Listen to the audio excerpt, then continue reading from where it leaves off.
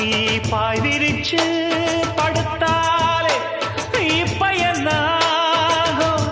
உன்னை அள்ளி எடுத்து ஊட்டி வளர்த்து காத்து கிடந்தா அந்த தாயோட முகம் பார். கண்ணு ஒரு